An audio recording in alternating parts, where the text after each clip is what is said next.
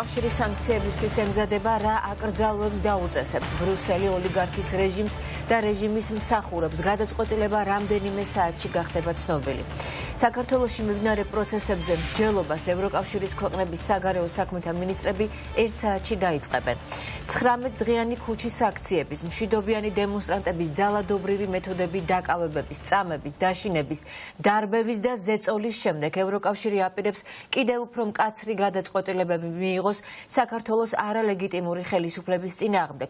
ევროკავშირმა უკვე დაანონსა დამატებითი შეზღუდვები ოლიგარქის გუნდისთვის დაანონსებულია ასევე დიპლომატიური პასპორტებისთვის უვიზო მიმოსვლის შეჩერება. თათია წოწონავა ჩაგორთვება პირდაპირ ეთერში ამ თემით გისმენთ თათია. დავიწყოთ სულ ბოლო ინფორმაციით. სანქციების პირველი ეფექტი არის სახეზე და მთავარი არხის ინფორმაციით ირაკლი ღარიბაშვილის შვილი ნიკოლოზ ღარიბაშვილი, რომელიც პენსილვანიის უნივერსიტეტში სწავლობდა ამერიკის შეერთებულ შტატებში, მას უნივერსიტეტში სასწავლო დაწესებულებაში უკვე უთხრეს, რომ უნდა დაეტოვებინა სასწავლო დაწესებულება და ჩვენი ინფორმაციით მან საბუთები უკვე გადმოიტანა თბილისის სახელმწიფო უნივერსიტეტში და ის იმყოფება უკვე საქართველოში. რაც შეეხება დაანონსებულ სანქციებს, 1 საათში დაიწყება ზუსტად ბრიუსელში ევროკავშირის წევრი ქვეყნების საგარეო საქმეთა მინისტრების საბჭოს ხდომა, სადაც სულ 3 საკითხი განიხილება: უკრაინის დახმარება, სირიაში არსებული ვითარება და საქართველოში არსებული კრიზისი და როგორც დღეს კაია კალასმა ევროკავშირის უმაღლესმა წარმომადგენელმა განაცხადა, საქართველოსთან დაკავშირებით იქნება სულ 2 საკითხი. ერთი საკითხი არის ის, რომ მინისტრები იმსჯელებენ დაუწესდეს თუ არა საქართველოს სავიზო შეზღუდვა, ანუ კერძოდ დიპლომატიურ პასპორტებზე დაწესდეს თუ არა, უпростоოდ გაუქმდეს თუ არა უვიზო რეჟიმი დიპლომატიური პასპორტებისთვის, ვინაიდან ევროკავშირის წევრი ქვეყნები მაქსიმალურად ცდილობენ, რომ ეს შეზღუდვები არ აისახოს ქართულ ხალხზე და არ დაარტყას, ასე ვთქვათ, ქართულ საზოგადოებას, რომელიც იბრძვის უკვე 19 დღეა საქართველოს ევროპული მომავლისთვის და დგას ქუჩაში და ახლა ევროკავშირში ცდილობენ მაქსიმალურად, რომ ეს სანქციები შეეხოს მხოლოდ და მხოლოდ რეჟიმის წარმომადგენლებს და მეორე საკითხი არის ის, რომ პერსონალური სანქციები დაწესდეს. კერძოდ, როგორც ჩვენ გვაქვს ინფორმაცია, კაია კალასის მიერ მომზადებულ დოკუმენტში არის საუბარი სწორედ პერსონალურ სანქციებზე, მათ შორის არალეგიტიმური მთავრობის მაღალჩინოსნების მიმართ, თუმცა ჩვენ ვიცით, რომ ევროკავშირში გადაწყვეტილებები მიიღება კონსენსუსის საფუძველზე და არის მოსალოდნელი ის, რომ უნგრეთი, რომელიც ქართული ოცნების მეგობარია, ვიქტორ ორბანი დაბლოკავს ასეთ გადაწყვეტილებას. შესაბამისად, როგორც გამოცემა შპიგელი, გერმანული გამოცემა შპიგელი თავის წყაროებზე დაყრდნობით წერს, გერმანია ევროკავშირის დონეზე საქართველოს მთავრობის წინააღმდეგ სანქციებს ამზადებს და უნგრეთის მიერ მათი დაბლოკვის შემთხვევაში გეგმა ბეზეც მუშაობს. მათივე ცნობით იგეგმება მსურველთა კოალიციის ჩამოყალიბება, სადაც შევლენ ის ქვეყნები, რომლებიც სანქციებს ემხრობიან. ამის ინიციატორები კი ვეიმარის სამკუთხედის ქვეყნები არიან, კერძოდ გერმანია, საფრანგეთი და პოლონეთი. როგორც მაყურებლისთვის არის ცნობილი და ჩვენ არაერთხელ მოგვიყოლია, მაყურებლისთვის სავიზო შეზღუდვების დაწესებას არ სჭირდება 27 სახელმწიფოს თანხმობა და ამ შემთხვევაში ორბანიც არ იქნება პრობლემა. 15 ქვეყნის თანხმობა არის საჭირო იმისთვის, რომ მაგალითად დიპლომატიურ პასპორტებზე დაწესდეს შეზღუდვები. შესაბამისად, დიდი ალბათობით ეს გადაწყვეტილება დღეს იქნება სხდომაზე მიღებული, რაც შეეხება პერსონალურ სანქციებს. ამას ჩვენ დღის განმავლობაში გზადაგზა ბუნებრივია გავიგებთ. უკვე დაწესებულ სანქციებს რაც შეეხება ლიეტუვამ და ესტონეთმა გააფართოვეს სანქცირებულთა სია და დღეს მინისტერიალის დაწყებამდეც ისაუბრეს საგარეო საქმეთა მინისტრებმა ამის შესახებ.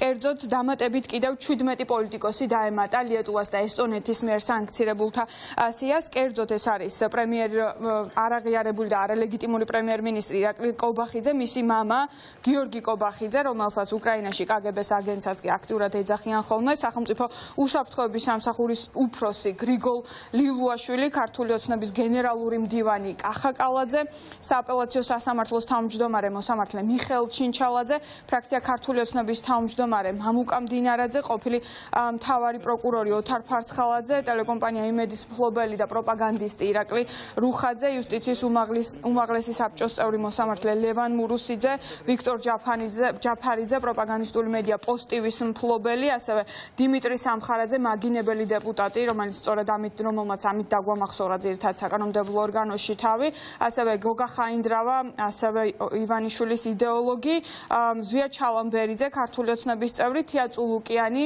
შალვა პაპუაშვილის მეორე მოადგილე, ირაკლი ქარსელაძე, რეგიონული განვითარების და ინფრასტრუქტურის არალეგიტიმური მინისტრი და ასევე კახა ბექაური კომუნიკაციების კომისიის ხელმძღვანელი. მოკლედ შეგვიძლია ახლა მოვისმინოთ რა განცხადებები კეთდება ევროკავშირის საგარეო საქმეთა მინისტრების შეხვედრის დაწყებამდე.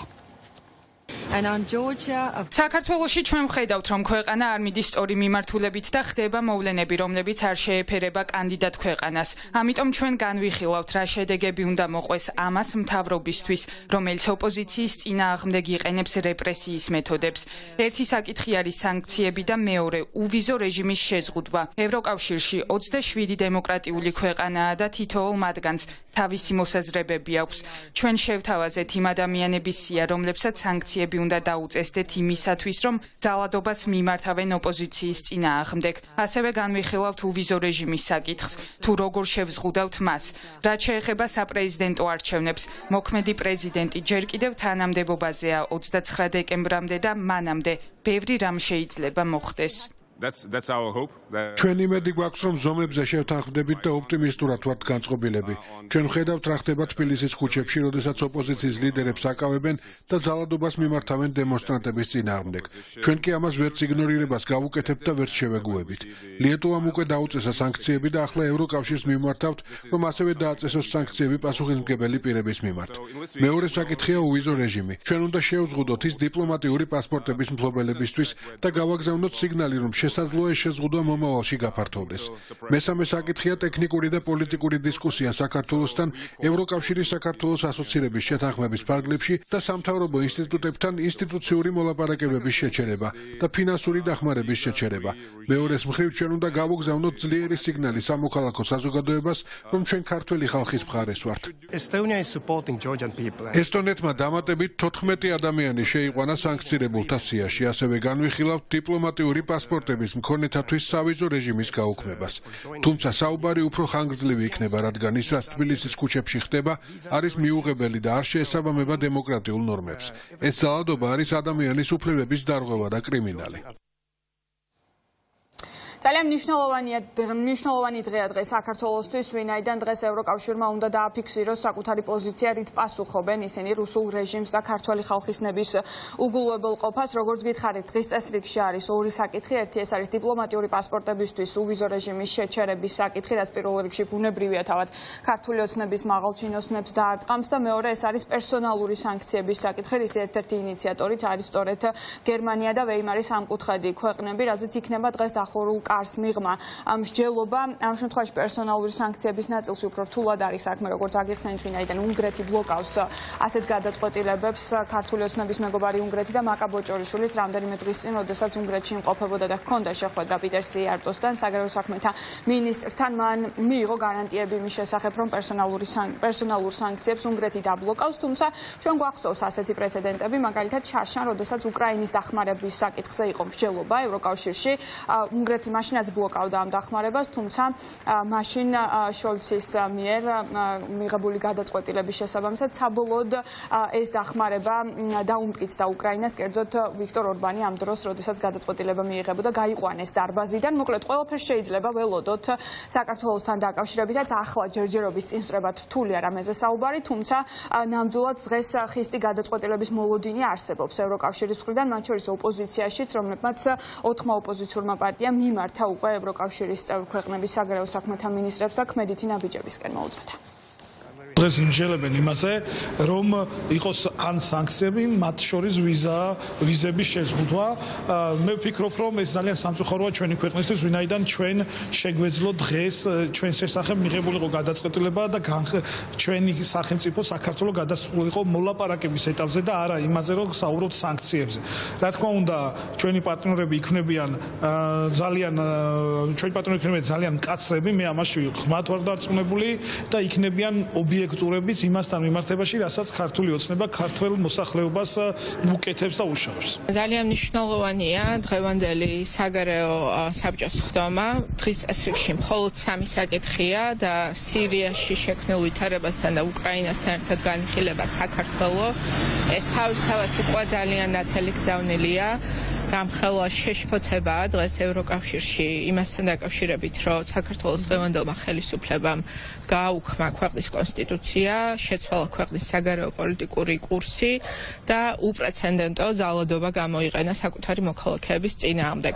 ყველა 4-მა გამარჯვებულმა პარტიამ ჩვენ ერთობლივი გზავნილი მივაწოდეთ საგარეო საქმეთა მინისტრებს იმის თაობაზე, რომ საჭიროა სასწრაფოდ სანქცირება ამ ხელისუფლების. ხედავთ როგორ მწვავედ აღიქმება ეს რაც ხდება საქართველოში, ევროპაში, ჩვენს პარტნიორებში.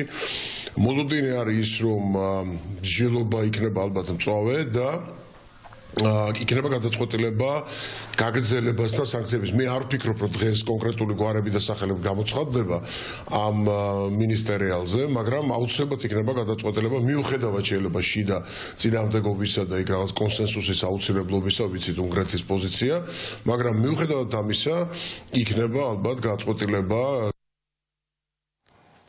დღეს პერსონალურ სანქციებთან დაკავშირებით ინიციატივას გერმანიის საგარეო საქმეთა მინისტრის მოადგილე ანა ლიურმანი წარადგენს დახურულ სხდომაზე და როგორც გამოცემა შპიგელი წერს, ეს საკითხი უკვე გავლილი აქვს გერმანიას საფრანგეთთან და პოლონეთთან ვაიმარის წევრი სამკუთხედმა ქვეყნებმა მოკლედ უკვე იმსჯელეს ამ საკითხზე და ისინი იქნებიან ინიციატორები სწორედ პერსონალური სანქციების. რაც შეეხება იმას, თუ როგორ ხვდება არალეგიტიმური ქართული ოცნება სანქციებს, უკვე დაწესებულ სანქციებს და მომავალ სანქციებსაც, მაგალითად ლიტვას და ესტონეთის სანქციებზე დღეს საქართველოს მთავრობის ვებგვერდზე, არალეგიტიმური მთავრობის ვებგვერდზე გამოქვეყნდა განცხადება და ისევ დეზინფორმაციული პროპაგანდით პასუხობს ირაკლი კობახიძე ლიტვის და ესტონეთის სანქციებს. კერძოდ ის წერს, რომ ესტონეთი და ლიტვა უცხო ქვეყნის ადმინისტრაციის კარნახით მოქმედებენ და საბჭოურ მენტალიტეტს ვერ დააღწიეს თავი, ასეთი არის ირაკლი კობახიძის პასუხი ლიტვის და ესტონეთის მიმართ.